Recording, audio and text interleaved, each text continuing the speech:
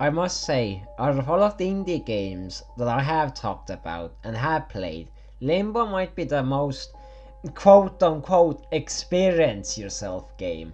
However, with that being said, I will still attempt to talk about Limbo. So, to start off with, what is Limbo? Limbo is a puzzle platformer game released in July 2010 by the independent studio Playdead. At first, Limbo was released on the Xbox Live Arcade, then later ported to several other systems such as PlayStation 3 and PC. Now, Limbo is a game that very much lets you theorize the meaning and story yourself. It does never really explain anything to you. You're somewhat left to your own imagination and ideas on what is going on, why it is going on, and what the story is. However, one interesting thing that I can bring up is the name Limbo. In fair number of theological texts, Limbo is a world between heaven or hell.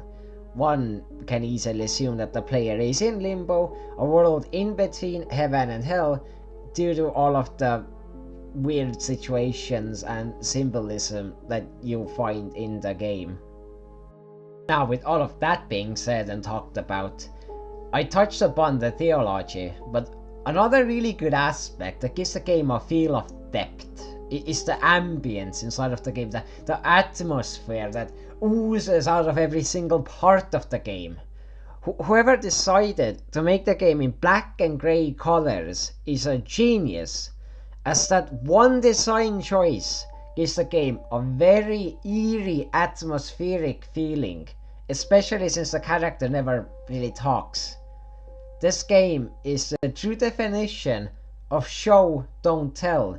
The only sounds in this game are sounds from the scenery, like birds chirping, the wind, and from the things that make the world, such as objects like boxes that you push or fall.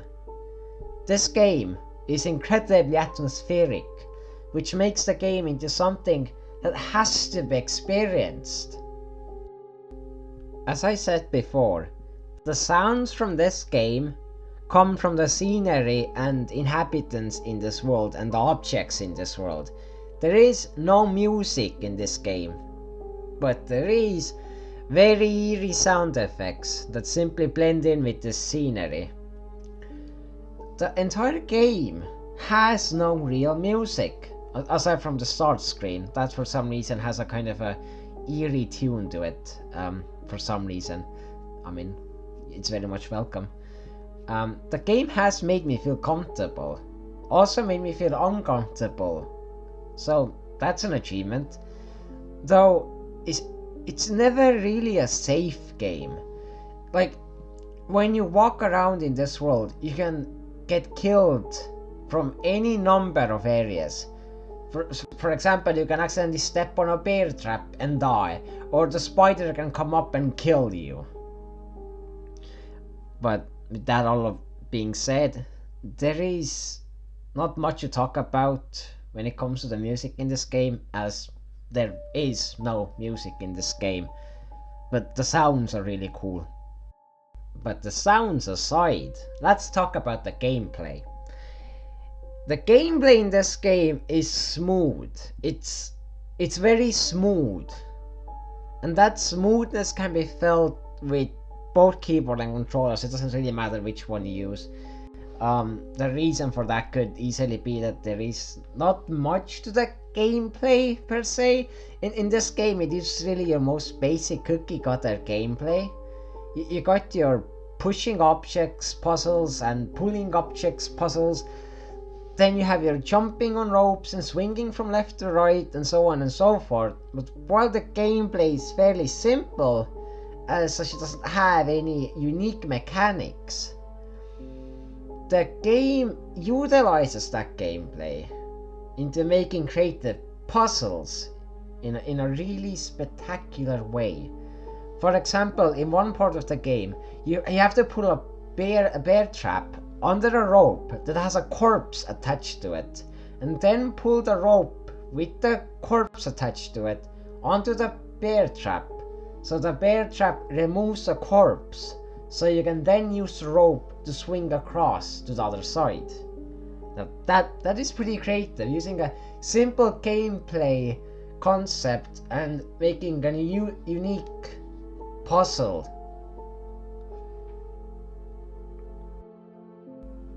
Normally at some part in my reviews, if you can call them reviews, I like to talk about the story a little bit.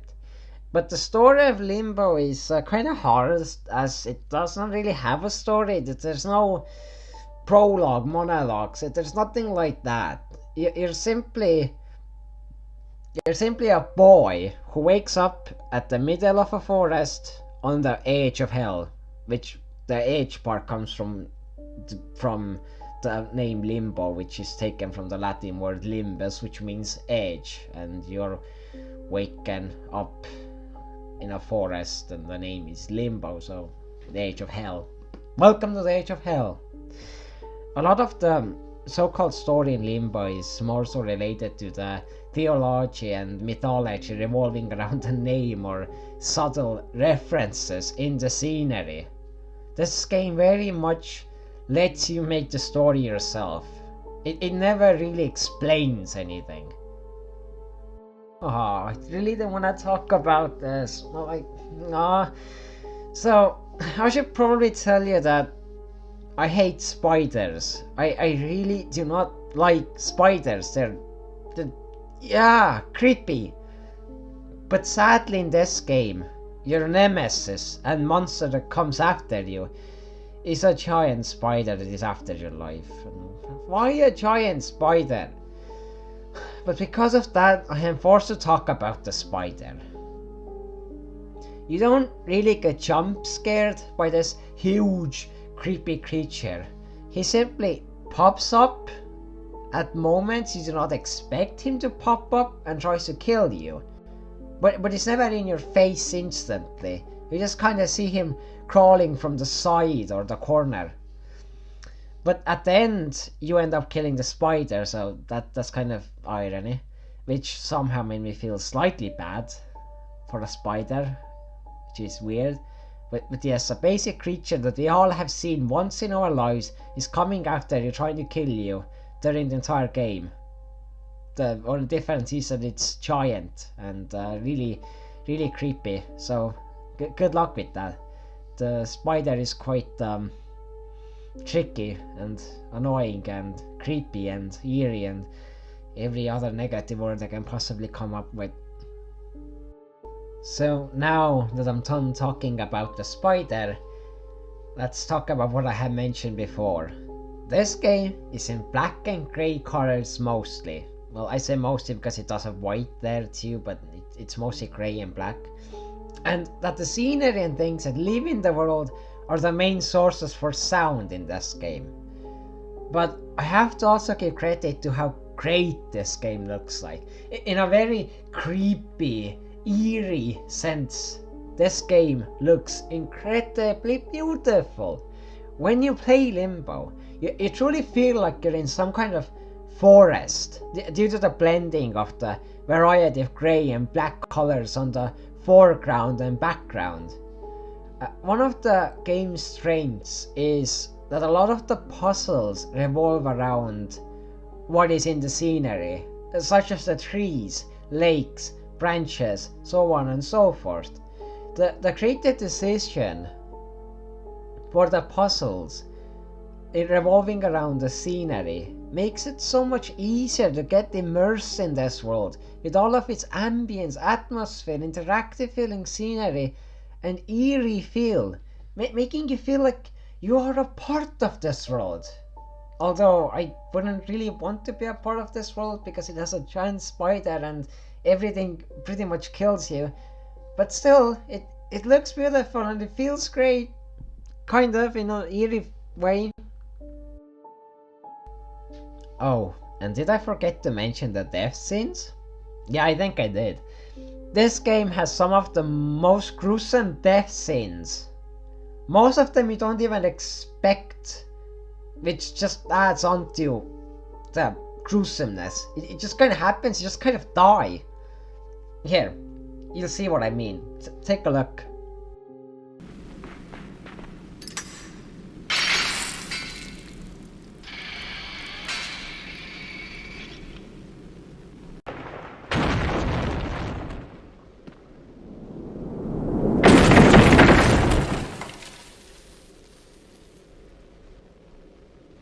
See what I mean? Just extremely gruesome. I bet the Tomb Raider took tips from this game. Although I think this game came out after Tomb Raider. I'm not quite sure. I'm talking about the reboot, by the way. I'm probably wrong. I'm not sure. It's a bad joke. Well, with all of that being said, overall this game is great. It's not a long game either. It will take you about 5 hours or so if you don't get stuck on the puzzles, and it truly is a refined experience with all of its immersion and spooky spider moments. The ambience of the game alone is brilliant. A lot of people have called this the best game ever, a true masterpiece, and I do not agree with it, as it does have some flaws and it might not be for everyone.